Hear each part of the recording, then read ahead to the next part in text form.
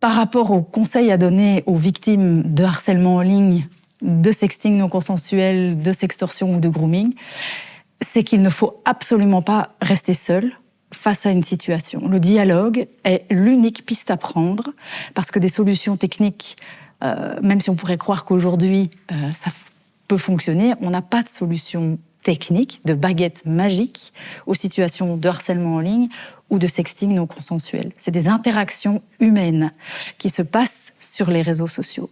Et donc, derrière ces interactions violentes ou inadéquates, il y a une souffrance, et cette souffrance ne va pas être résolue toute seule ou par magie. Et donc, c'est super important pour que chaque victime, déjà, soit consciente qu'elle n'a rien fait de mal, qu'il n'y a pas de sentiment de culpabilité ni de honte à avoir et que le problème ne va jamais se résoudre tout seul. Donc c'est super important d'avoir ce réflexe de d'abord parler à quelqu'un.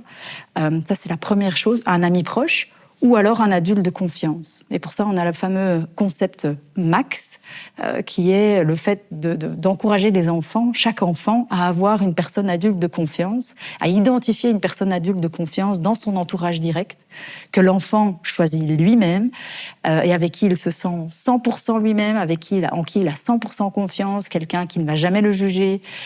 Et ça permet du coup de faciliter le dialogue par rapport à des situations où un enfant est un peu gêné d'en parler, un youth qui dérape. Parler de sexualité à ses parents, c'est facile pour personne, ça n'a pas été pour nous, ça l'est pas pour les jeunes d'aujourd'hui. Donc savoir qu'il y a toujours un max dans son entourage, c'est évidemment extrêmement rassurant. On peut laisser un enfant ou un jeune être un enfant, expérimenter, sans avoir ce sentiment de culpabilité. Donc ça, c'est la première chose. En parler. Et la deuxième chose, c'est surtout le signaler sur les plateformes. Utiliser les mécanismes de signalement, même si on a parfois un a priori qui est oui, mais oh là là, il y a beaucoup de signalements qui sont faits par jour. Ce sont des robots qui les analysent, mais il y a quelque chose qui doit être fait.